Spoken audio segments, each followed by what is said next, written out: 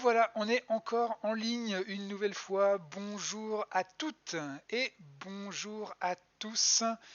Bienvenue une nouvelle fois pour notre rendez-vous hebdomadaire. Voilà, donc tous les lundis soirs, le planétarium de la ville de Vaux-en-Velin a le grand plaisir de recevoir un ou une invitée pour parler de plein de domaines. Ça peut être des domaines qui sont plutôt terrestres, hein, on parle du spatial, des satellites, etc. Et puis on peut parler aussi de physique, d'astrophysique, de cosmologie. On essaie d'aborder tous les domaines, mais surtout de vous faire partager les expériences de toutes ces personnes. L'objectif étant évidemment de vous montrer à quel point ce domaine est foisonnant et à quel point les gens qui y travaillent sont passionnants.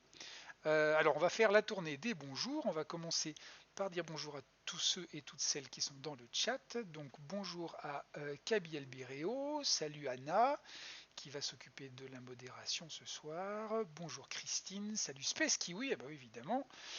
Bonjour Framini, Olivier 13 et Méliluge. Je pense que les autres vont petit à petit se joindre à nous. Voilà. Et donc ce soir, eh bien, nous recevons Clara Morisseau. Bonjour Clara. Bonjour, bonjour à tous dans le chat. Alors Clara, tu es étudiante à Super Héros. Je vais te laisser nous expliquer ce que c'est. Et actuellement, donc, tu es en stage au Centre européen d'entraînement des astronautes, qui est le centre de l'Agence spatiale européenne. Voilà, et donc tu vas Exactement. évidemment nous parler aussi de ce centre, de ce qui s'y passe, des recherches qui y sont faites, et puis de toi, ta contribution à tout ça. Voilà, donc on va avoir une heure normalement bien remplie, avec plein de choses qu'on va raconter ensemble. Ce que je te propose, c'est un petit peu la tradition. Je te laisse te présenter, nous parler un petit peu de ton parcours, et puis après, on va démarrer tranquillement avec le travail que tu fais là-bas. Super. Bonjour à tous déjà, merci d'être là. Je vois quelques noms que je reconnais dans le chat, donc ça fait très plaisir. Donc moi de mon côté, je suis étudiante. Donc je suis originaire de Bretagne et ensuite j'ai fait un parcours en mathématiques à l'INSA Rouen Normandie. Et après, donc je pense qu'on va revenir un peu sur comment je me suis intéressée au spatial. Mais donc j'ai eu cette passion pour le spatial qui est arrivée et j'ai eu envie de me spécialiser dans cette thématique. Donc j'ai rejoint l'ISAE Super Héros, qui est une école d'aéronautique et de spatial à Toulouse, où j'ai pu y faire un master spécialisé. Et donc là actuellement, je fais mon stage de fin de master spécialisé à l'Agence spatiale européenne et je travaille sur des projets liés à l'intelligence artificielle au service des missions humaines et habitées. Un très très vaste sujet que celui-ci, un sujet assez moderne. C'est vrai qu'on n'en parlait peut-être pas forcément dans les années fin 60, début 70 quand on a eu l'essor lunaire, mais cette thématique de l'intelligence artificielle est une thématique qui est de plus en plus importante. Évidemment, on va en reparler, mais justement, est-ce qu'on pourrait revenir d'abord sur justement ce qui t'a fait te tourner vers le domaine du spatial? Comment est-ce que tu t'es dit, bah, c'est ça que je veux faire et pas autre chose? Oui, c'est une bonne question. Donc en fait, moi j'étais intéressée par les mathématiques quand j'étais au lycée. Donc ne partez pas tout de suite, s'il vous plaît, si vous n'aimez pas les maths, ça va bien se passer, on ne va pas parler que de ça pendant une heure. Et donc j'ai voulu aller dans ce domaine, donc je suis allée à l'INSA Rouen en Normandie parce qu'ils offraient une formation justement en mathématiques appliquées et informatique. Et donc ça m'a beaucoup plu, j'ai suivi cette formation. Mais au cours des 5 ans, je me posais vraiment la question de qu'est-ce que j'allais pouvoir faire de ce métier? Parce que faut savoir que les mathématiques aujourd'hui, c'est partout. On peut vraiment en trouver dans de nombreux domaines.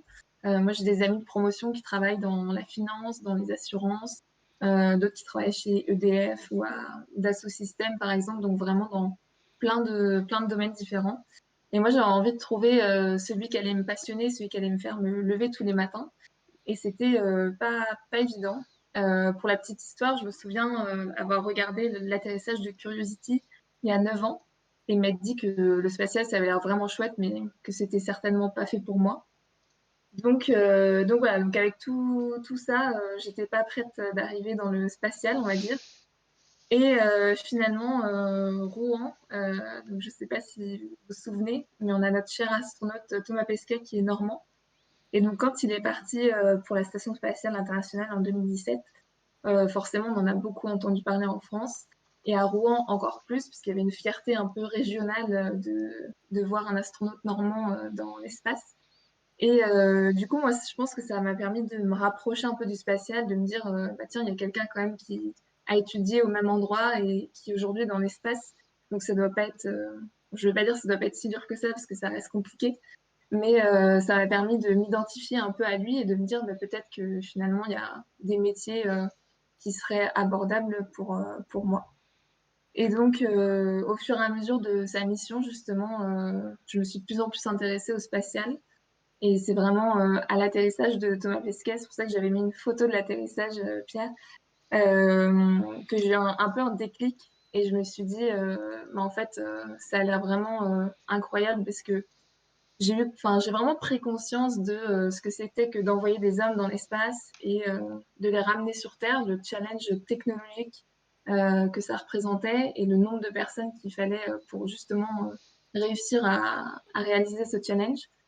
Et ça a vraiment attisé ma curiosité. Et ensuite, bah voilà, c'est comme ça que ma passion elle a un peu débuté. Et D'accord. donc, à ce moment-là, j'étais en troisième année d'école d'ingénieur sur 5. Donc, j'étais entre la troisième et quatrième année. Et du coup, en quatrième année, j'ai vraiment essayé de tout faire pour pouvoir me spécialiser là-dessus en cinquième année, pouvoir trouver des cours qui allaient pouvoir lier mathématiques et spatial. Donc, c'était pas évident. Et Puisque, j'ai réussi. Ouais. puisque dans l'école d'ingénieur, du coup, tu choisis les cours que tu veux suivre, c'est ça? Alors oui et non. En fait, on choisit pas vraiment, mais en dernière année, on a plusieurs possibilités. On peut faire un deuxième master en parallèle. Et il y a aussi la possibilité de partir à l'étranger. Et quand tu pars à l'étranger, tu peux choisir tes cours. Et du coup, c'est vraiment... donc ça, ouais, c'est une photo de l'INSA. Donc il fait très beau. Ce n'est pas une publicité mensongère. Il fait beau parfois en Normandie. Il faut le répéter. Euh,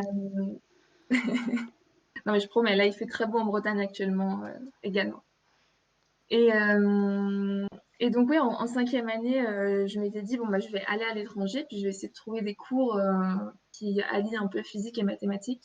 Et donc, je suis allée à l'université de Laval, à Québec. Donc, vraiment un endroit magnifique. Et il y avait quelques cours comme ça, des cours d'introduction à l'astrophysique, enfin, des cours un peu d'initiation spatiale. Et donc moi, ça m'a beaucoup plu. Et c'est en parallèle de cet échange au Canada que j'ai réussi à décrocher un stage à l'Agence spatiale française, donc au CNES. Et donc là, ça a été le début de mon aventure dans le spatial, qui j'espère n'est pas prête d'être finie. D'accord. Juste pour le rappeler pour tout le monde et aussi pour les jeunes qui nous regardent et qui se demandent un petit peu quel parcours ils peuvent faire s'ils sont intéressés par le domaine du spatial. Donc on a quand même une majorité, en tout cas d'invités, je ne sais pas si c'est un biais ou pas, mais il se trouve que sur la cinquantaine qu'on a eu depuis le début de ces confinements et de ce programme Astronomer at Home, on a une majorité d'invités dont le parcours a été après la terminale de partir donc à la fac, à l'université, pour ensuite continuer sur un master, une thèse, et puis faire de la recherche. Donc toi, ce n'est pas le côté de l'université que tu as pris, c'est les écoles d'ingénieurs, et donc ça, c'est le deuxième parcours principal qui fait suivre le baccalauréat par les classes préparatoires aux grandes écoles d'ingénieurs, donc ce qu'on appelle MathSup, MathsP, et ensuite les écoles d'ingénieurs, c'est ça? Alors oui et non. Donc oui, c'est ça, moi j'ai suivi le parcours école d'ingénieur. Mhm. Et par contre, j'avais pas vraiment envie de faire classe préparatoire. Ça me faisait un peu peur. J'avais l'impression que j'allais peut-être pas réussir. Et du coup, bon, déjà, faut pas se dire ça, de un. C'est une très mauvaise idée de ma part. Mais moi, j'ai préféré intégrer une école directement en sortie de bac. Donc, D'accord. j'ai fait ce qu'on appelle une classe préparatoire intégrée.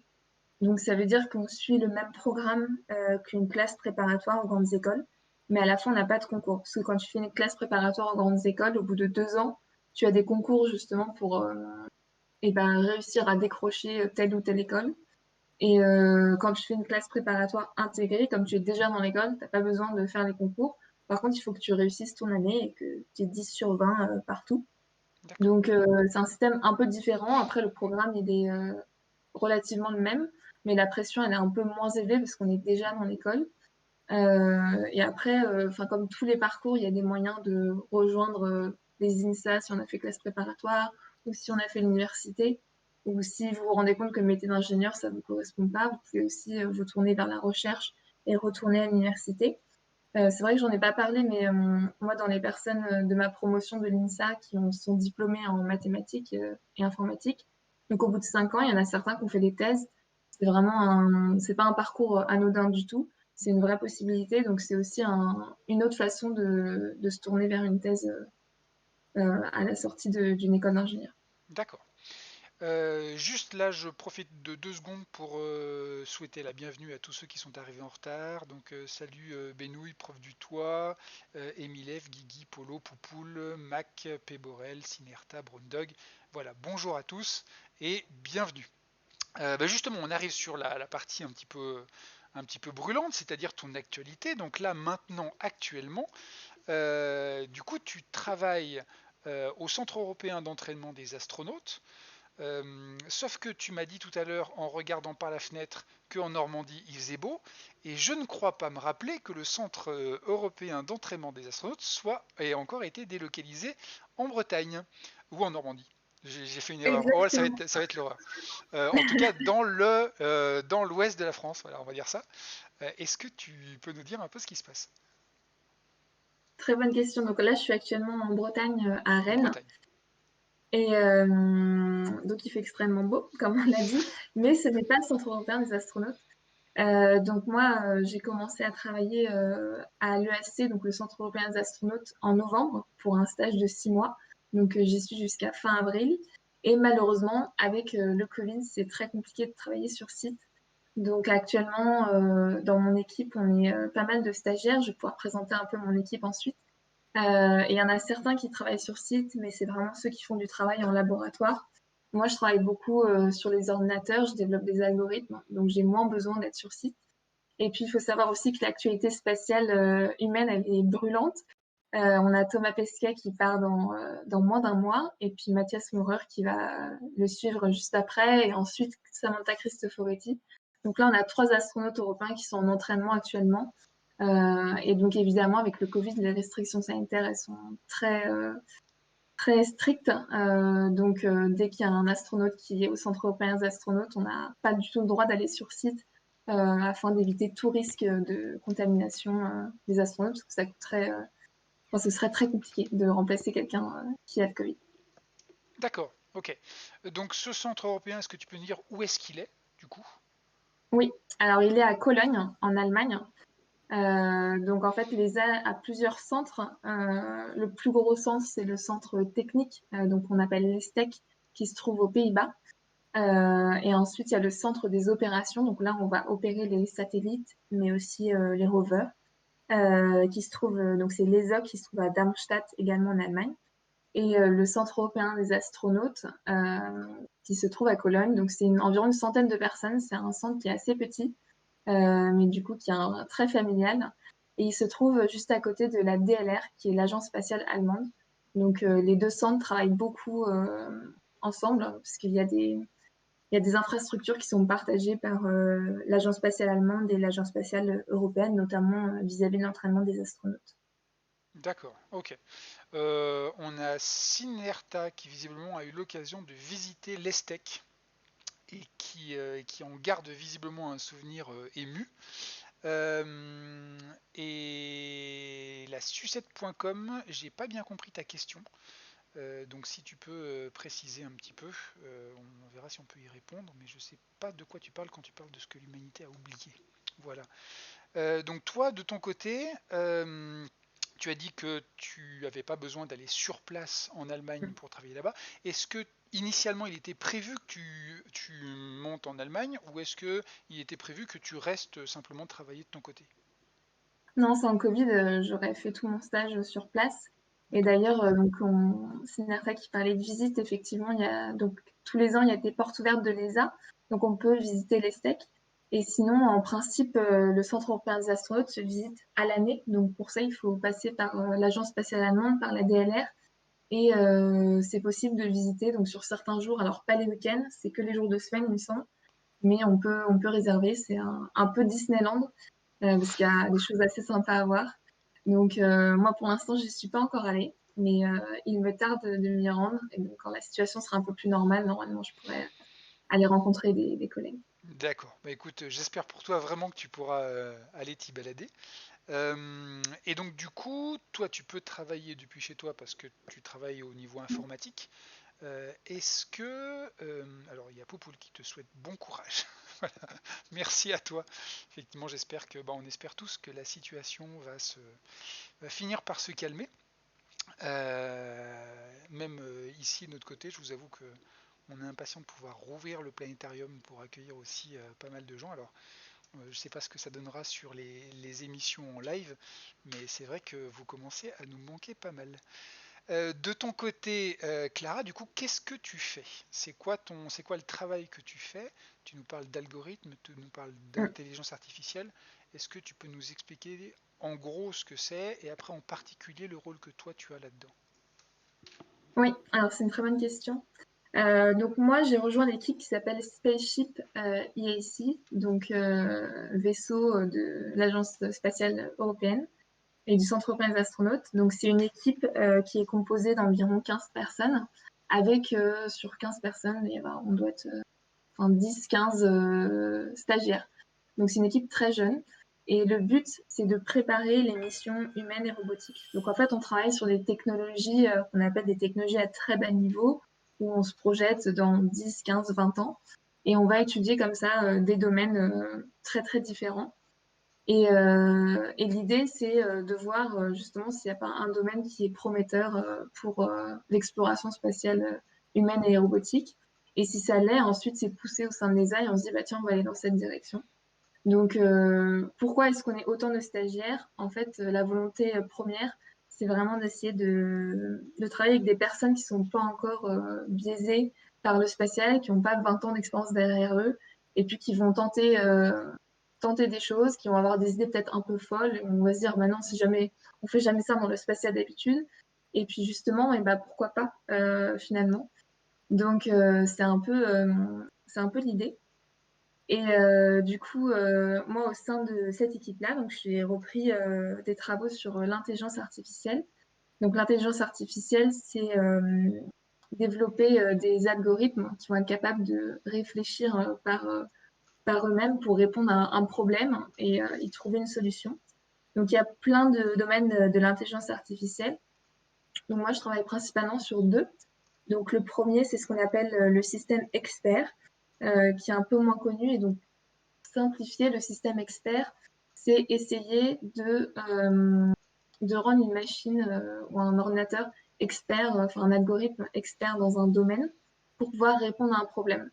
Donc, un exemple très facile, par exemple, si on veut remplacer l'expertise d'un médecin, on va écrire un algorithme qui va dérouler un certain nombre de règles et on va se dire, bah, si tu as de la fièvre, alors tu es malade.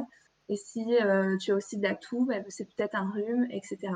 Et donc, l'idée, c'est vraiment de créer un système qui va être capable de répondre au problème, est-ce que je suis malade ou pas, par exemple. Et donc tout à l'heure, Pierre, justement, tu disais, on ne parlait pas d'intelligence artificielle dans les années 70, mais pourtant les systèmes experts, ça date des années 70, et on n'en parlait pas parce qu'on n'avait pas les capacités justement pour faire des calculs très gros. Et donc c'est pour ça qu'on utilisait un peu moins cette méthode. Donc ça, c'est une méthode qui est un peu moins connue. Et l'autre méthode sur laquelle je travaille, pardon, ça s'appelle l'apprentissage machine ou le machine learning. Et donc là, c'est vraiment la méthode qui est en expansion en ce moment, puisque c'est une méthode qui va consister à donner un certain nombre de données à l'ordinateur, et ensuite l'ordinateur, enfin l'algorithme plutôt, va devoir apprendre à partir de ces données pour en déduire des règles. Donc c'est un peu l'inverse de l'autre. Dans un cas, on va donner des règles, et à partir de ces règles, on va devoir trouver une solution. Et dans l'autre cas, on va donner la solution, donner des données, et à partir de ces solutions, on va devoir déduire des règles pour pouvoir les appliquer à d'autres données. Je sais pas si je suis très claire, donc n'hésite pas à me refaire, Il y a à reposer mes phrases. il y a pas de problème, on va y revenir. Alors, prof du toit, j'ai bien noté ta question, on y reviendra tout à l'heure, ne t'en fais pas, on va en parler.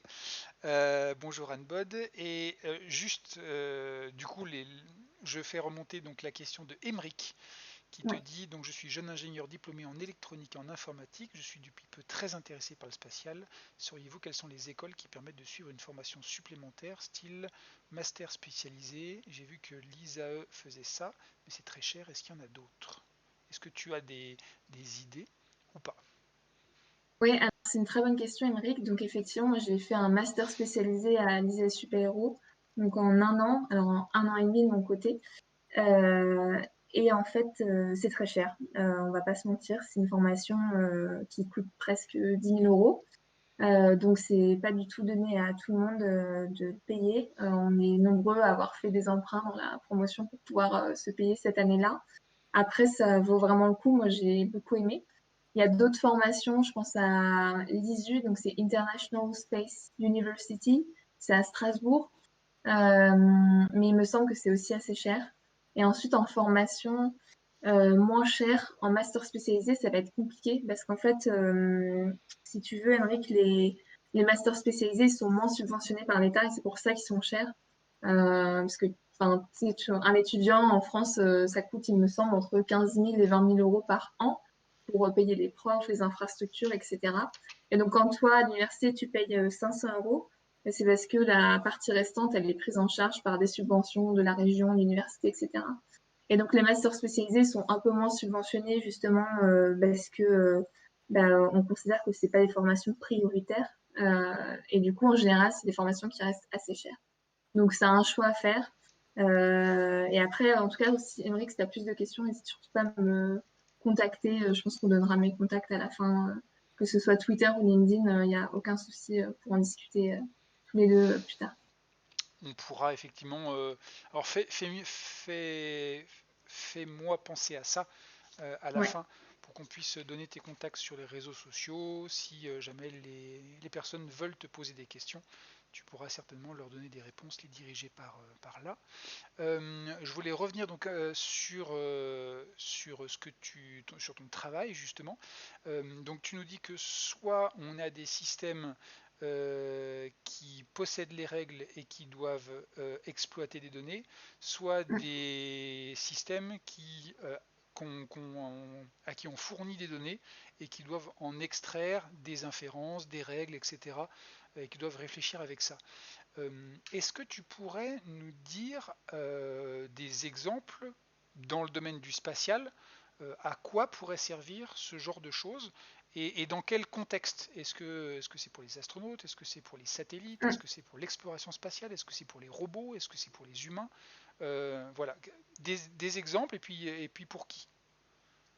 oui, très bonne question. Donc, dans le spatial, on peut utiliser ces algorithmes dans plein de domaines. J'ai envie de dire partout, au final. Parce que partout où tu as de la connaissance, bah, justement, tu peux avoir des algorithmes qui peuvent être intéressants. Après, moi, je peux parler un peu plus en détail de ce que je fais concrètement. Donc, pour l'apprentissage machine, je travaille sur de la classification géologique. Donc, en fait, ce que j'étudie, ce sont les roches qui ont été ramenées par Apollo de la Lune. Donc, quand on est allé sur la Lune il y a plus de 50 ans, les astronautes d'Apollo, ils ont ramené un certain nombre de roches, plusieurs centaines de kilos. Et du coup, de ces roches, on a fait une étude microscopique donc, pour récupérer des photographies de ces roches. Et donc moi, j'étudie ces photographies. Donc faut pas imaginer une photo de pierre, faut vraiment imaginer une photo au niveau microscopique. Donc ce qu'on voit, ce sont les minéraux qui composent les roches. Et à partir de là, donc en voyant ces images de minéraux, on fait de la classification. Donc, c'est-à-dire qu'on va devoir essayer de reconnaître quel type de roche on a en face de nous. Donc là, c'est pour ça qu'on parle d'apprentissage machine, parce qu'on va donner plein de photos et ensuite on va devoir, voilà, parfait. On va donner plein de photos et ensuite on va devoir reconnaître quelle roche on voit. Donc sur la Lune, il y a beaucoup de basalte et de breccia qui ont été ramenés de la Lune. Et donc, c'est un peu ce que je fais actuellement. Et après, pour les systèmes experts, donc là, justement, il y a beaucoup d'applications dans la médecine. Essayer, notamment dans les vols de longue durée. Actuellement, les astronautes, ils travaillent dans la Station spatiale internationale et donc ils sont en communication quasi permanente avec le sol. Donc, ils ont un soutien au sol, ils ont accès à des médecins, à des experts, etc. Donc, s'il y a un problème, en général, ils peuvent faire appel à quelqu'un. Mais quand on va aller vers des voyages plus lointains, donc je pense à la Lune, mais surtout Mars, bah justement, là, les astronautes, ils vont devoir être beaucoup plus indépendants et donc avoir des systèmes sur lesquels ils peuvent se reposer pour répondre à des questions, notamment de médecine. Ça peut être très intéressant. D'accord.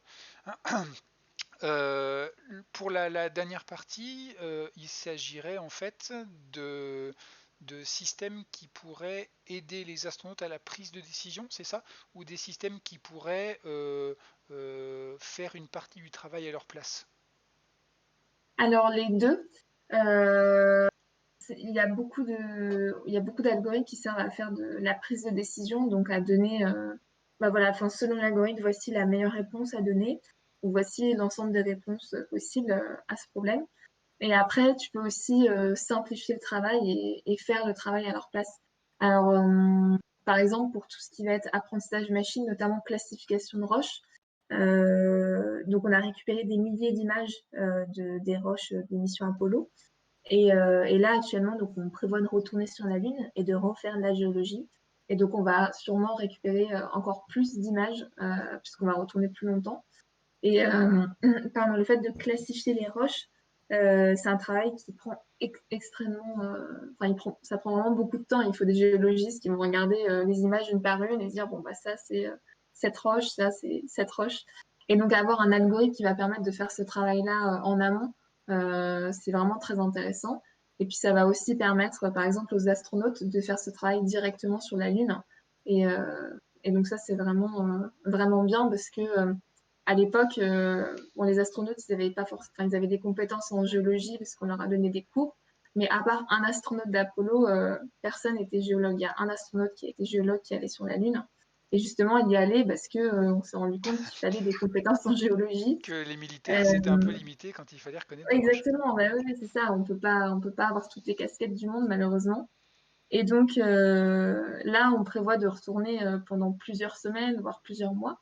Donc les astronautes, ils vont devoir réaliser de la science sur place et ils vont avoir le temps pour la faire. Et c'est ça qui est vraiment chouette. Et l'idée, c'est qu'ils puissent sélectionner les meilleurs échantillons à ramener sur Terre. Parce qu'on ne peut pas se permettre de tout ramener. Donc ils vont pouvoir récolter de nombreux échantillons et ensuite les trier et puis décider ceux qui valent vraiment le coup d'être ramenés sur Terre. D'accord. Donc ce sera en fait bel et bien une aide à la prise de décision, une aide à la classification d'abord et Ouais, une aide à la prise de décision ensuite. exactement. Et D'accord. je vois la question de Sinerta, donc je vais répondre. Je t'en prie. C'est une super bonne question. Donc les classifications se basent uniquement sur des photos ou bien aussi sur des bases de données chiffrées ou chimiques. Alors il y a plusieurs types Alors pour la géologie, il y a plusieurs types d'analyses. Donc moi je travaille sur les photos à partir de microscopes. Donc on travaille sur la classification au niveau des minéraux. Et après, par contre, on peut aussi, à partir de roches, faire de l'analyse spectrale, de l'analyse en chimie, justement. Et donc là, utiliser ces données-là pour aussi faire de la classification. Et donc, idéalement, à la fin, il faudrait combiner bah, toutes ces différentes méthodes pour avoir la meilleure réponse possible. On va faire une petite parenthèse technique, donc on va essayer de la faire courte, mais Gifreux, qui apparemment a lui aussi un peu travaillé sur tout ce qui est système expert, inférence, etc., Mm. de bons souvenirs, disait avec Prolog ou Lisp, quelles sont les technos utilisés par curiosité? Enfin, quelles sont les technos utilisés, virgule, par curiosité? On n'est pas sur Mars là. Ah oui, très bonne question. Et je me sens, j'avais fait un peu de prologue aussi. Là, actuellement, pour le système expert, c'est un sujet qui est un peu nouveau au sein du Centre européen des astronautes. Parce que c'est, donc comme on en a un peu parlé tout à l'heure, c'est un sujet qui date des années 70. Ensuite, dû au fait qu'il n'y avait pas vraiment les compétences enfin, qu'il fallait en termes d'ordinateur, on a un peu laissé de côté. Donc là, c'est un sujet qu'on reprend. Donc actuellement, on fait surtout beaucoup de modélisation. On essaye de récupérer des données, etc. Mais pour l'instant, j'ai pas moi travaillé sur le développement d'algorithmes encore sur Système Expert. Donc je sais pas ce qu'ils prévoient d'utiliser, mais je pense que ce sera pas avant quelques mois. D'accord. Pendant que tu étais en train de parler, je suis allé récupérer quelques images pour illustrer effectivement quelque chose qui paraît évident ou facile ou connu pour les personnes qui travaillent un peu dans le domaine. Mais tu parlais donc de retour sur la Lune. On Mm. est d'accord que ça, c'est pas un rêve pieux comme ce qu'on faisait dans les années 80. Là, on est vraiment en train de se préparer à retourner sur la Lune. C'est quelque chose qui est acté et qui devrait arriver d'ici quelques années. Ouais, ouais, ouais, ouais. Là, on s'y prépare activement. L'Agence spatiale européenne a même signé trois sièges, je pense qu'on peut appeler ça des sièges pour des astronautes européens pour retourner sur la Lune. Donc après, quand on parle de retourner sur la Lune, ça va se faire en étapes. Donc l'idée pour l'instant, c'est d'y retourner, d'aller autour de la Lune, ensuite de s'y poser.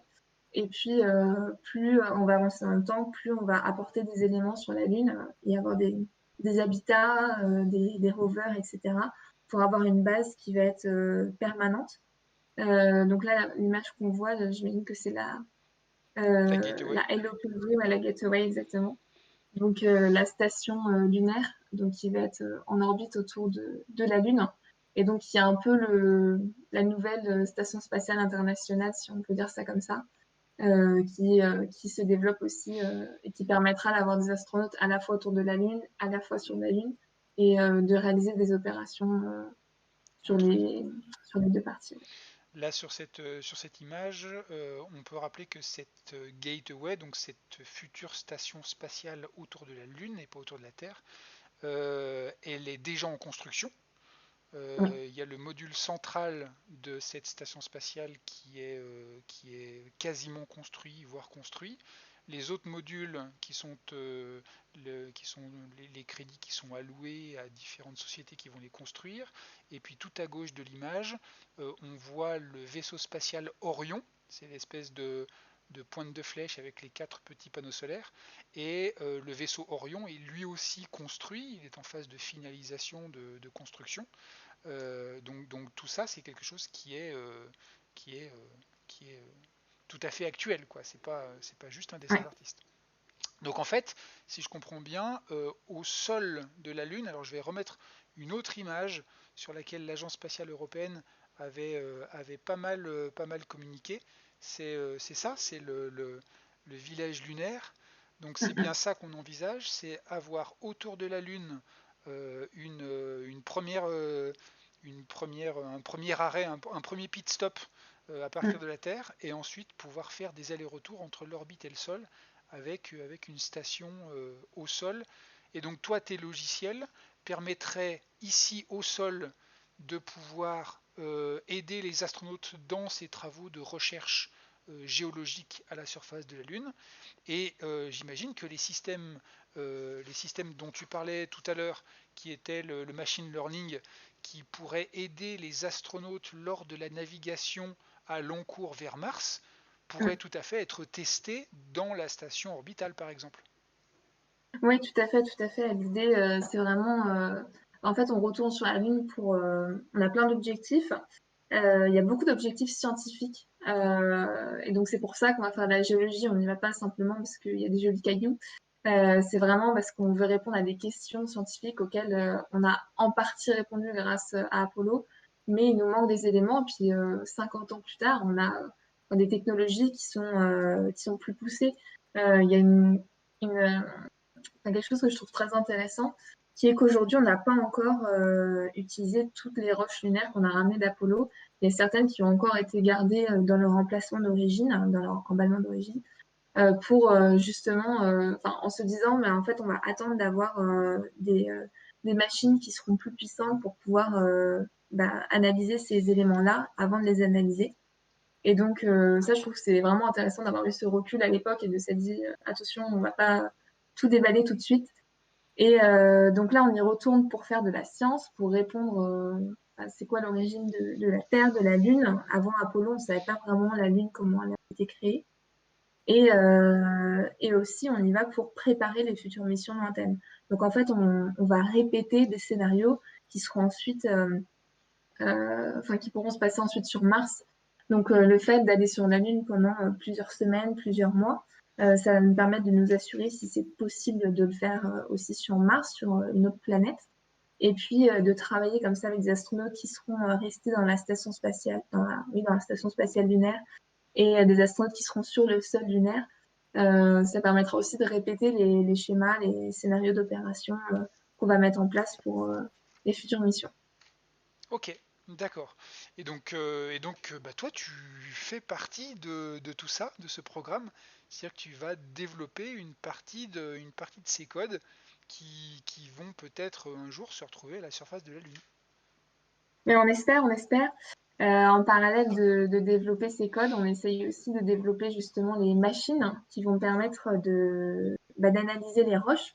Parce que c'est bien beau de produire les algorithmes, mais si après on n'a pas des machines derrière qui permettent d'analyser les roches et de produire ces fameuses images, et bien, l'algorithme, il sert à rien.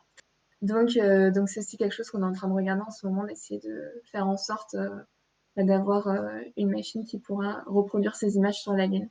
Et donc ça, ce sont des scénarios qui sont très réalistes et qui vont permettre de faire de la science sur la Lune, alors que pendant les missions Apollo, on faisait beaucoup de récupération d'échantillons et on n'analysait pas les données sur place. Et là, c'est vraiment différent, on va analyser les données sur place. D'accord.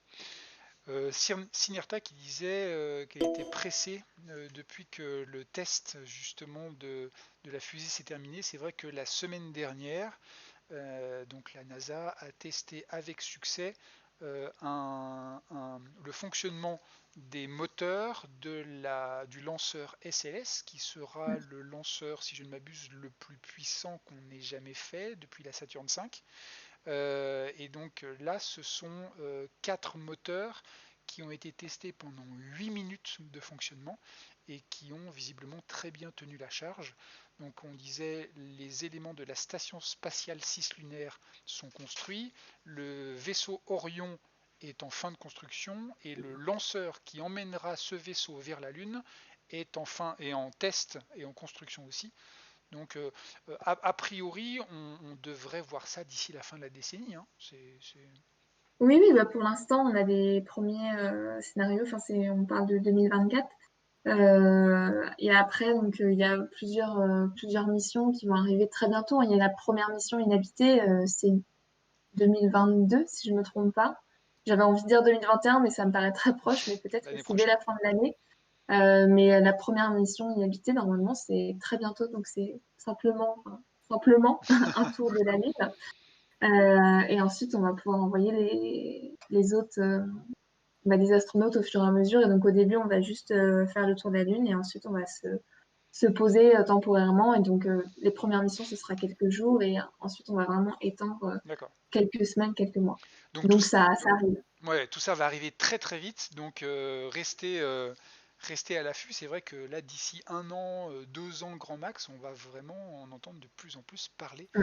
Et ça va être passionnant. Eh bien écoute, merci beaucoup. J'avais une autre petite image que j'aime beaucoup juste avant qu'on passe au deuxième sujet. On parlait justement de ce centre européen d'entraînement des astronautes. Du coup, toi, tu n'y es pas encore allé physiquement, pas une seule fois. Mais il y a quand même de très jolies choses à montrer. Et par exemple, il y a cette gigantesque piscine, je la trouve toujours assez impressionnante. Donc une piscine dans laquelle, qui est l'une des plus grandes piscines dédiées à l'entraînement des astronautes. Il y en a une en Europe, donc en Allemagne, il y en a une aux États-Unis, il y en a une en Russie et il y en a une en Chine. Donc il y en a 4 dans le monde. Et ces piscines, ce sont celles où justement les astronautes peuvent simuler les mouvements qu'ils font pour sortir de la station spatiale ou pour s'entraîner à des mouvements sur la Lune. Exactement, exactement. Et là, la piscine, elle est en rénovation d'ailleurs. Donc, même si j'y étais, je la verrais vide au D'accord. final. D'ailleurs, il y a une très belle vidéo de la piscine qui se vide. C'est assez chouette. Et donc, parce qu'elle n'a pas été changée en 10 ans, il me semble. Donc là, ils sont en train de vider l'eau. pour refaire tout le système de filtration. Mais effectivement, oui, ça fait partie des infrastructures qu'on trouve au Centre européen des astronautes pour pouvoir entraîner les astronautes. Et donc pourquoi on travaille en piscine? C'est parce que c'est le meilleur endroit où on peut retrouver un peu ce sentiment d'impesanteur, enfin, ou en tout cas on n'a pas la sensation de poids sur nous. Donc après, les astronautes ils sont encadrés par des plongeurs qui vont les aider à se déplacer d'un endroit à l'autre. Mais c'est le meilleur endroit pour justement reproduire des scénarios de sortie extravéhiculaire, donc quand on sort dans le vide de l'espace. Donc c'est pour ça qu'on les voit avec des gros scaphandres. Et donc on s'entraîne à reproduire justement les sorties extravéhiculaires, à tester les scénarios d'urgence. Et puis là, dans le cadre des missions de la Lune, voilà, on va le voir juste là, on va aussi s'entraîner à sortir et à rentrer du module lunaire, à enfiler justement le scaphandre et donc à préparer les scénarios sur la Lune. Donc là, voilà, on est en train de récupérer Donc des scénarios de des prise échantillons. d'échantillons, des scénarios de dépose d'instruments scientifiques au sol. D'accord, donc tous ces scénarios sont d'abord simulés en simulation de flottabilité nulle, c'est-à-dire que ni on descend ni on remonte pour simuler Mm. cette faible pesanteur lunaire. Évidemment, les conditions sont quand même pas les mêmes que sur la Lune. Ouais. On ne fait que s'en rapprocher. Et puis tester des nouveaux outils, effectivement, qu'on utilisera plus tard. Mm, mm. Tout à fait, oui, ça permet quand même de tester la procédure justement de ce qu'on est en train de faire, donc voir si on n'a pas oublié des étapes, et puis de tester aussi les instruments, voir si c'est pratique. Enfin, les scaphandres, c'est quelque chose enfin, c'est extrêmement gros, on n'a pas beaucoup de marge de manœuvre, et donc parfois il y a des choses comme ça qu'on peut oublier, on se dit mais en fait c'est pas pratique, comme ça il faudra le faire différemment. Donc ça fait partie aussi de l'entraînement des astronautes pour eux, pour qu'ils se préparent aux opérations, mais aussi pour préparer les outils qu'ils vont utiliser et s'assurer que tout a été bien pensé. D'accord. Eh bien, écoute, j'espère vraiment pour toi que les temps seront meilleurs et puis que tu pourras aller voir ça de tes yeux, c'est sûr. Oui, Euh, et si tu veux bien, et si vous n'avez pas d'autres questions dans le chat, on peut passer à une autre partie qui est aussi très importante de tes activités. Bah écoute, je te laisse nous en parler, nous dire un petit peu ce que tu fais. oui, alors moi je fais également partie de l'association SGAC, donc pour Space Generation Advisory Council. Et donc, c'est une association pour les 18 et 35 ans, enfin entre 18 et 35 ans, qui vise à réunir des personnes qui sont passionnées par le spatial. Donc, peu importe votre parcours, même si vous ne travaillez pas dans le spatial, vous êtes les bienvenus. Donc, c'est une ONG donc, qui est gratuite, qui regroupe 18 000 membres dans le monde entier et qui a été créée par l'ONU, enfin les Nations Unies, afin de créer vraiment un réseau de jeunes qui travaillent dans le spatial et de donner la voix aux jeunes qui sont justement dans ce domaine. Et donc, du coup, ça me permet de rebondir sur la question de Mac 2090. Donc, pourquoi 18-35 ans? C'est vraiment parce que on veut, euh, on veut donner la place aux jeunes. Et donc, chaque année, il y a des événements qui sont organisés. Donc, ça permet de créer un réseau. Et puis aussi de répondre à des problématiques qui sont ensuite présentées aux Nations Unies. Et donc, je crois que j'avais un petit lien. Je peux vous envoyer le lien du site. Comme ça m'évitera Oui, de je faire vais un... le mettre. Je vais le mettre tout de suite. Ah, super. Et donc du coup, il s'agit pour toi, et pour toi et pour les autres, en fait, de vous faire un réseau, hein, c'est ça? Ah, tout à fait. C'est un réseau et en plus à l'international. Moi, c'est vraiment une association. Donc, je suis rentrée dans cette association en juillet 2019 et j'ai rencontré énormément de personnes, mais pas uniquement en France, enfin, en France aussi, donc tout le groupe qu'on voit à l'image, mais également à l'étranger. Et, euh, et donc, ça permet de faire des rencontres, de participer à des événements et puis aussi de développer des compétences qu'on ne développe pas forcément en école d'ingénieur. Moi, j'ai rejoint une équipe qui s'appelle RG Clip et donc on travaille sur la diversité et l'égalité des hommes et des femmes dans le spatial. Et donc, dans le cadre de cette équipe, on avait organisé un événement l'année dernière à Toulouse. Et donc, organiser un événement, c'est quelque chose qui est super enrichissant. Enfin, ça vous permet aussi de vous développer si vous souhaitez si vous souhaitez vous impliquer activement dans l'association. Et ça, c'est vraiment très chouette. D'accord. Donc du coup, cette association, est-ce que c'est une association qui est française ou est-ce que c'est international? Alors, c'est vraiment international. En tout, il y a 150 pays qui sont membres. Et donc, les sièges sociaux sont à Vienne, en Autriche, parce que c'est aussi là où il y a la partie spatiale des Nations Unies. Et il y a aussi un pôle assez actif aux États-Unis. Mais vraiment, vous pouvez venir de n'importe quel pays. Et puis, vous pouvez aussi rejoindre des réseaux de n'importe quel pays. Donc là, par exemple, enfin, si j'étais allée en Allemagne, j'aurais pu essayer de contacter les personnes de l'association en Allemagne pour leur demander s'ils n'ont pas des activités qui sont organisées. Je sais que donc en France, en fait, dans l'association par pays, il y a 2 responsables nationaux qui s'occupent justement de mettre un peu en place les activités du pays et de créer une communauté au sein du pays. Et donc, nous, en France, c'est Pauline Delande et Guillaume Thirion actuellement. Donc, ce sont les deux qui sont accroupis au milieu sur la photo. Et donc, c'est eux qui sont en charge de modérer les activités du pays. Donc, si vous allez sur le site et que vous allez dans Réseau, sur la page française, vous allez trouver leur point de contact si vous souhaitez les contacter et leur demander des informations. D'accord. Du coup, l'idée c'est de pouvoir se faire un réseau. Donc c'est pour ça effectivement que tu disais que c'est réservé aux jeunes, puisque les personnes qui travaillent déjà dans ce domaine eh ben, sont déjà allées à gauche à droite, connaissent les personnes, sauf que les futurs acteurs et les futurs décideurs du monde du spatial, bah, c'est aussi ceux qui sont en train actuellement de sortir des écoles et ça vous permet bah, de tout de suite vous faire des liens qui pourront être utiles plus tard pour pouvoir peut-être aller d'un pays à l'autre, d'une agence à l'autre et de pouvoir faire circuler l'information parce que ça n'est pas que pour vous, j'imagine que l'objectif c'est aussi de pouvoir diffuser un petit peu tout ça à l'extérieur, hein, c'est ça? Oui, tout à fait. Et puis, donc, au-delà de ça, enfin, les événements, c'est pas uniquement pour faire du réseau, c'est aussi, chaque événement répond à plusieurs problématiques.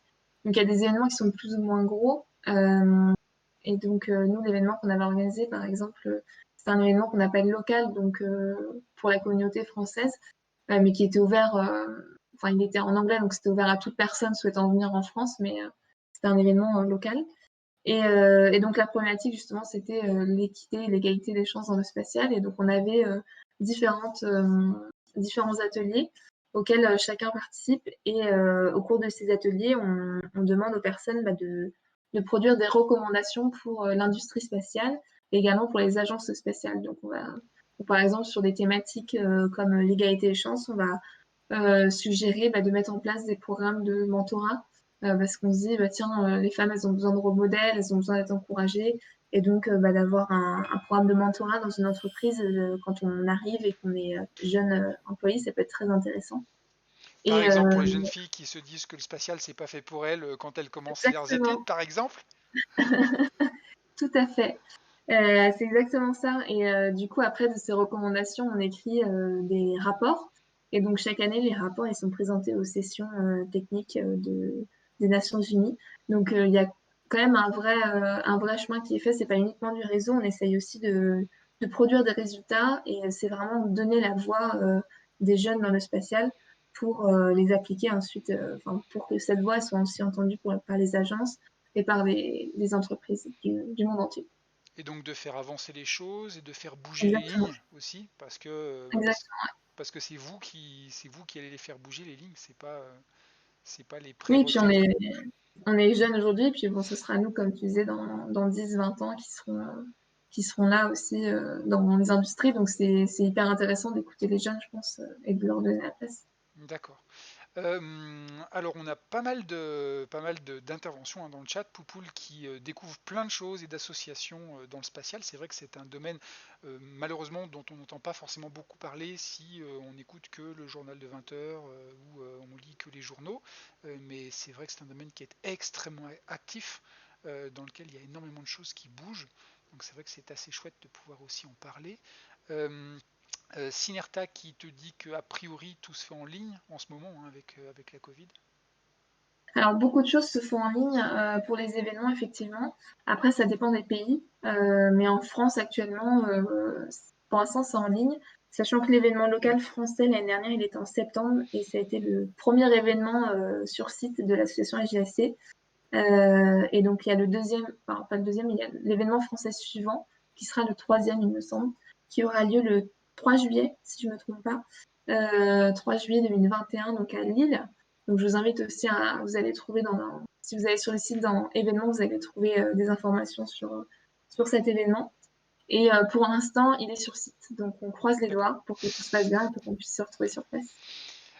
Justement, à ce propos, donc Mac 2090 nous dit j'aimerais participer à l'effort collectif pour le spatial, mais je ne travaille pas du tout dans ce secteur. Est-ce que c'est possible? Je pense que la question sous-jacente aussi, c'est est-ce que cette association, par exemple, elle est ouverte à qui? Est-ce qu'elle est réservée à un certain type de personnes ou est-ce que tout le monde peut y adhérer? Voilà, comment est-ce que ça se passe? Oui, alors pour y adhérer, c'est très compliqué. Il faut avoir une connexion Internet. Je ne sais pas si vous avez ça, mais je pense que si vous êtes là ce soir, vous avez une connexion Internet. Pas facile, pas facile. Non, c'est vraiment très simple. Il suffit de se créer un compte sur le site. Donc, c'est un nom, un prénom, une adresse mail, et puis vous êtes dedans. Donc ensuite, il y a plein de manières de trouver des informations en s'abonnant à des newsletters, des mailing lists, etc. Il y a un Slack aussi. Et sinon, tout le monde peut vraiment rentrer dans l'association. Il faut aimer le spatial. C'est la seule condition parce qu'on parle que de spatial. Donc si on n'aime pas ça, bon, on va pas s'y plaire. Mais sinon, il n'y a aucune obligation d'y travailler. Et puis, enfin, il y a des gens qui travaillent pas en spatial, il y a des gens qui travaillent en spatial, mais qui sont avocats, enfin, qui font du droit du spatial, qui sont graphistes. Il y a des ingénieurs. Bon, il y a beaucoup de métiers scientifiques, mais pas que. Donc c'est aussi un très bon moyen enfin, de rencontrer, de découvrir d'autres métiers. Et puis aussi discuter avec des personnes qui ne travaillent pas dans le spatial et c'est tout aussi enrichissant, mais qui sont passionnés, qui connaissent plein de choses. Et qui peuvent Et donc, pardon, ouais, et qui peuvent donc intervenir sur ces meetings qui ne sont pas exactement. exclusivement réservés aux étudiants du spatial. Non, du tout, du tout. On peut y participer, enfin, n'importe quand. Et après, donc, dans l'association, on peut soit être un membre, ce qu'on va dire, inactif, donc c'est-à-dire qu'on va participer aux événements, on va s'y rendre, etc. Mais sinon, si Mac 2090, toi, tu veux être très actif et tu veux aider et faire partie de l'association, il y a aussi des postes qui sont ouverts chaque mois pour être membre actif de l'association et aider. Donc des postes, enfin, tu vois, le trésorier, enfin, c'est comme toutes les associations, on a besoin de monde un peu partout. Il faut des petites mains pour mettre en place ce joli site, pour répondre aux mails des membres. Et donc pour ça, c'est assez D'accord. important aussi, puis c'est super chouette. Et donc toi en particulier, dans cette association, ton travail, ta production était sur l'inclusivité, c'est ça? Donc sur la promotion de l'égalité des chances. Ouais. Est-ce que tu peux nous en parler un petit peu, puisque ça c'est vraiment un sujet sur lequel toi tu t'es pas mal penché. Euh, Ouais, tout à fait. Alors juste avant, je vois une petite question de Space Wiki. Donc le SGAC émet un ou plusieurs rapports annuels pour l'UNOSA, il me semble. J'avoue que j'ai dit Nations Unies pour simplifier, mais effectivement, enfin plus précisément, c'est pour l'UNOSA et l'UNCOPOS. Ça, je rectifie. Et donc sinon sur l'égalité donc, enfin nous on travaille sur l'égalité des genres. Et là donc on va étendre un peu notre travail sur la diversité en général, donc diversité au niveau enfin, de la nationalité, d'où on vient, et aussi au niveau de nos expériences, pour que le spatial soit ouvert vraiment à tous. Et donc on a monté une équipe qui s'appelle Our Giant Leap, donc c'est notre pas de géant, donc on a fait un peu une référence donc à la citation de Neil Armstrong sur la Lune, parce qu'on a créé cette équipe lors des 50 ans enfin l'année des 50 ans de la mission Apollo 11. Et donc, notre but, on a plusieurs objectifs qui vont être justement de promouvoir les métiers des femmes dans l'aérospatiale, mais aussi d'encourager les femmes à rejoindre ces métiers, et puis de répondre aux problèmes qui existent actuellement. Donc il y a des problèmes qui sont de l'ordre, enfin des problèmes dans l'environnement du travail dont on entend parler, hein, enfin, le sexisme, etc. Essayer de casser un peu les stéréotypes. Et après, il y a aussi des problèmes qui sont purement scientifiques. Si on s'intéresse par exemple aux astronautes, parce là on a pas mal parlé d'astronautes. Actuellement, il y a très peu d'astronautes femmes. Et en fait, c'est un problème pour plein de raisons, parce que déjà, les astronautes, ils vont dans l'espace pour essayer de répondre à des besoins de la Terre. Donc, essayer de tester, par exemple, des médicaments sur Terre, de tester des nouvelles méthodes qu'on va utiliser sur Terre. Donc, si on n'envoie que des hommes, eh ben, on répond pas vraiment à la problématique pour tout le monde, malheureusement. Il faut aussi tester ces médicaments sur les femmes. Et après, la deuxième chose, c'est que on envoie les astronautes dans l'espace pour pouvoir préparer les missions lointaines. Et malheureusement, si on n'envoie pas de femmes, on ne va pas avoir assez de données pour ensuite envoyer des femmes sur des missions de longue durée. Et donc, si on ne sait pas comment réagit le corps de femme, comment est-ce qu'on doit adapter les technologies, les combinaisons qu'on a vues tout à l'heure pour que ce soit pratique pour des femmes, parce que le corps d'un homme et d'une femme, c'est très différent. Et ben, on va pas pouvoir envoyer des femmes sur la Lune et sur Mars. Donc, on prévoit de le faire, évidemment. Je dis pas qu'on peut pas le faire, mais il manque de nombreuses données et c'est un vrai problème. Donc, il faut aussi des femmes dans ces métiers. Il faut des femmes qui puissent réfléchir à ces problématiques également.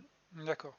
Donc, essayer de promouvoir justement l'égalité des chances au niveau du recrutement des Mm. astronautes. Euh, on parlera des autres problématiques juste après, mais tant que tu me parles du recrutement des astronautes, je crois avoir vu et entendu il n'y a pas très longtemps que justement l'agence spatiale européenne a démarré donc une Ouais. campagne de recrutement pour justement une nouvelle sélection d'astronautes. Est-ce que tu peux nous en parler, toi? Oui, tout à fait. Donc là, on ouvre la nouvelle promotion, enfin, on ouvre les candidatures pour être astronaute pour l'Agence spatiale européenne ce mercredi. Donc c'est dans 2 jours. Et donc on va recruter des nouvelles recrues donc pour faire suite à la promotion de Thomas Pesquet, donc qui avait été recruté en 2009 suite à un appel à candidature en 2008. Et donc c'est une procédure qui est assez longue, hein, là. Donc on va, euh, on va ouvrir le recrutement entre mars et mai. Donc, on peut déposer son dossier pendant ces 2 mois. Et ensuite, les sélectionnés seront annoncés en octobre 2022. Donc, il va y avoir 6 étapes de recrutement en tout. Et donc, cette année, il y a plusieurs nouveautés. Donc, on prévoit de recruter entre 4 et 6 astronautes, astronautes de l'ESA. La première nouveauté, c'est qu'en plus, on veut recruter 20 astronautes de réserve. Donc, les astronautes de réserve, ça va être un nouveau statut. Donc, ça veut dire que c'est des astronautes qui seront, enfin, qu'on pourra mettre sur des missions, mais de manière temporaire. Donc, ils ne seront pas astronautes de l'ESA à temps plein. Ils auront quand même leur travail dans le pays qu'ils souhaitent, à l'endroit qu'ils souhaitent, mais ils seront astronautes sur réserve. Et la deuxième nouveauté, et ça c'est une nouveauté mondiale, et moi je suis très très fière que ça se passe à l'ESA. On parle tout le temps de la NASA qui fait des grandes avancées partout, mais là pour une fois tout se passe en Europe. C'est qu'on ouvre les candidatures à des handicaps. Donc ça s'appelle le projet Parastronaute. Et donc il y a plusieurs handicaps qui ont été reconnus comme, enfin qui aujourd'hui sont limitants et qui ne permettent pas de postuler sur des candidatures d'astronautes. Et là, on va essayer de trouver des moyens de répondre à ces types de handicaps et à mettre en place des moyens pour pouvoir envoyer ces personnes qui ont les compétences pour être astronautes, mais qui malheureusement, à cause d'une diminution physique, ne pouvaient jusque-là pas candidater. Donc, enfin, pour l'instant, les handicaps qui sont sélectionnés, il y en a, il me semble, 4 en tout. Mais Je c'est te par les, exemple je te les mets des ici personnes. tout de Ouais, suite. vas-y. Voilà, donc on a en Par exemple, fait. des personnes qui sont un peu trop petites, qui jusqu'ici Hein, en dessous d'1,30 m, qui ne pouvaient pas postuler. Des c'est ça. personnes qui ont voilà, au-dessus du genou, qui ont un membre en moins. Parce qu'effectivement, on n'a pas vraiment besoin de jambes, finalement, dans l'espace. Donc, on a... il y a plusieurs handicaps qui ont été qui ont été choisis. Et donc l'idée, c'est si il y a un astronaute qui a tout ce qu'il faut, mais qui a un de ces handicaps-là, il peut être recruté. Et enfin, un astronaute, un candidat, il peut être recruté comme astronaute. Et ensuite, on va essayer de réfléchir à des moyens techniques pour qu'il ou elle puisse aller dans l'espace. Alors évidemment, la question qui reprend l'injonction de Space Kiwi, c'est est-ce que moi je peux candidater si j'ai envie? Est-ce que, est-ce que tout le monde peut candidater à ça ou est-ce qu'il y a des restrictions? Alors, il y a des restrictions. Il y a une restriction d'âge haute qui est de 50 ans, mais il n'y a pas de restriction d'âge basse.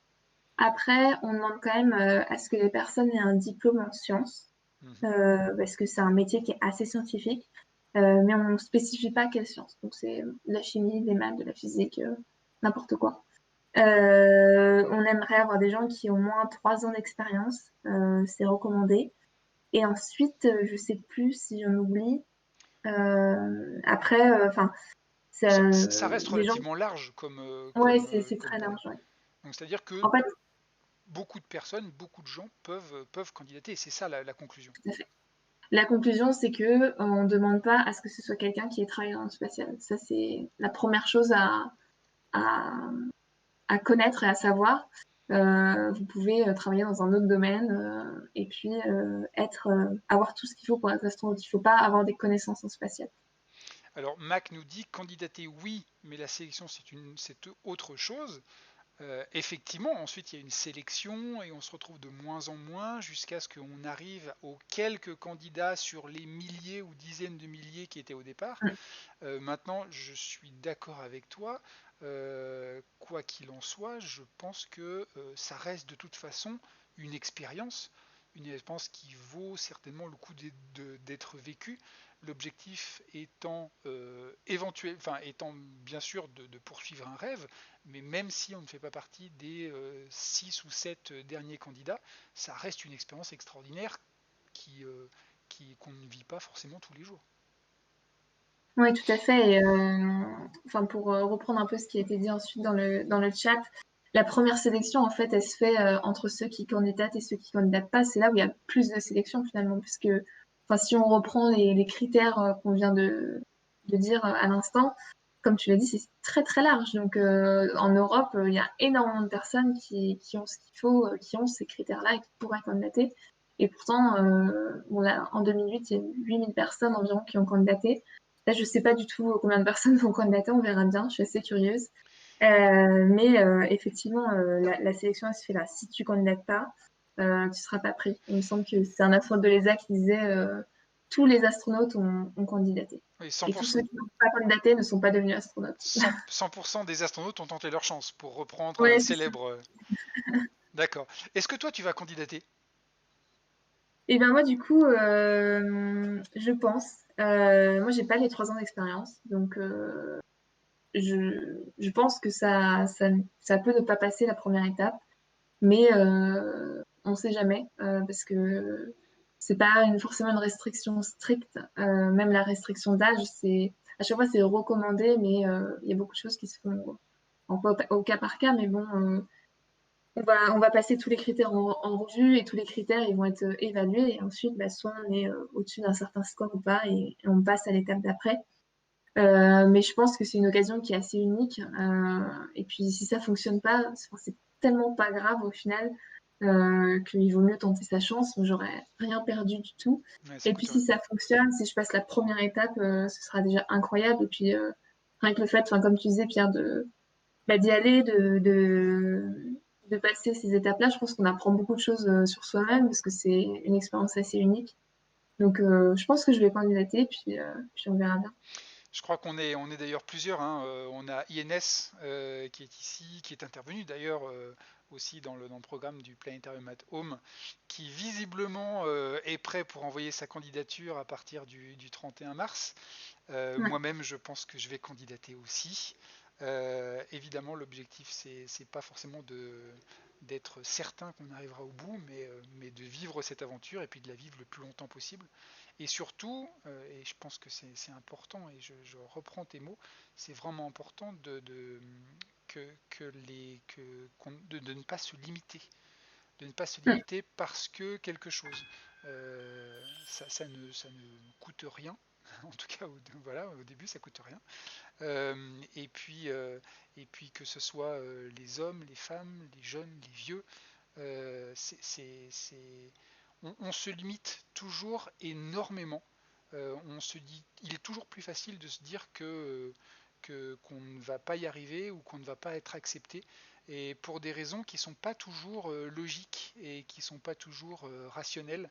Et c'est vrai que faire ce que tu fais aussi, c'est-à-dire dire à des personnes qu'elles peuvent y arriver, Mm. le fait qu'il y ait une telle asymétrie, par exemple, entre les hommes et les femmes dans le domaine du spatial ou dans des domaines similaires, de répéter que c'est pas génétique, que c'est pas naturel, que les causes elles viennent pas de notre corps ou de notre cerveau, et qu'elles viennent aussi de notre fonctionnement en groupe, qu'elles viennent de sociétés, qu'elles viennent de présupposés ben, qui n'ont pas forcément toujours de, de raisons logiques ou rationnelles. Et ben, c'est aussi important pour qu'on puisse avoir plus de personnes, plus de diversité, plus de manières de penser. Et je pense aussi, comme toi, qu'on a beaucoup à y gagner.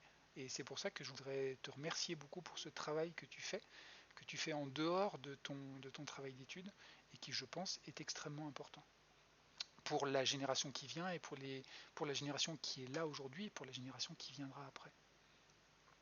Ouais, merci. Non, mais c'est vrai que même moi, de faire ce travail-là, ça m'encourage aussi. Il y a quelques années, j'aurais pas pensé dire sur un live Twitch que j'allais candidater pour être astronaute. J'aurais pas cru moi-même. Et puis là, je me dis, bah, en fait, si, il faut tenter sa chance et il faut s'écouter un peu aussi de temps en temps. Et puis, bah, pas avoir peur, il n'y a pas de raison. Et, euh, et voilà, puis on verra bien, Jen, que pourra. Giffereux qui nous dit: une de mes filles est architecte et Mars l'a fait rêver. Alors go pour une candidature, on verra. Ben écoute, on a gagné une C'est un très candidature de beau métier, plus. hein, en fait. Ouais. Et On a, d'ailleurs, je suis sûre qu'on a besoin d'architectes. Enfin, on va construire des habitats. Enfin, c'est des profils qui peuvent être très très intéressants et complémentaires avec ce qu'on recherche. On a besoin de médecins, de géologistes, d'architectes, d'ingénieurs, de pilotes. Enfin, il y a vraiment plein de métiers qui vont être importants. et en effet, on en parlait tout à l'heure, pour les futures années qui vont arriver, on va, pour la première fois dans l'histoire de l'humanité, commencer à bâtir des habitats sur Mm. d'autres planètes que la Terre. Donc si l'architecture est pas nécessaire, je vois pas qu'est-ce qui peut l'être, étant donné Exact. l'avenir très proche du spatial. Ouais, tout à fait, tout à fait. Bon, et ben écoute, on n'a pas trop dépassé aujourd'hui pour l'heure, mais en tout cas, c'était vraiment très intéressant de t'avoir aujourd'hui, d'avoir aussi le point de vue de personnes qui sont un petit peu plus jeunes que les invités classiques qu'on a eus. C'est bien de voir un petit peu le point de vue de tout le monde. Et je pense que c'est important. Donc merci pour tout ça, merci pour tout ce que tu nous as appris, tout ce que tu as partagé avec nous. Merci à tous et à toutes aussi d'avoir été avec nous. Et puis, eh bien, juste avant de couper le live, de vous dire au revoir, je te laisse le mot de la fin. Oui, bah, merci beaucoup déjà Pierre pour l'invitation. C'était un plaisir de partager ce que j'ai pu faire.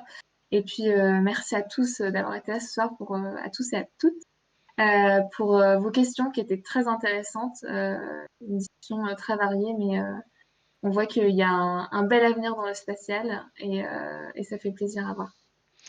Eh bien, écoutez, on se retrouve alors juste pour la suite. Effectivement, il ne faut pas que j'oublie. Donc, on se retrouvera mercredi. Donc, mercredi, c'est ma collègue Camille qui sera là pour le médiateur at home, et qui va vous faire apprendre tout en jouant.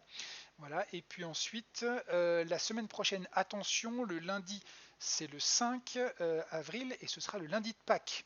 Donc, il n'y aura pas d'émission le lundi, et on se retrouvera donc la semaine prochaine mercredi, et c'est moi qui reviendrai donc mercredi prochain pour le deuxième JT du ciel. Donc on parlera des dernières découvertes dans le domaine de l'astronomie. Voilà pour le programme des activités qui nous attendent. Merci à tous et à toutes d'avoir été là ce soir, et on se retrouve très bientôt. Au revoir, merci beaucoup Clara. Merci beaucoup, à bientôt.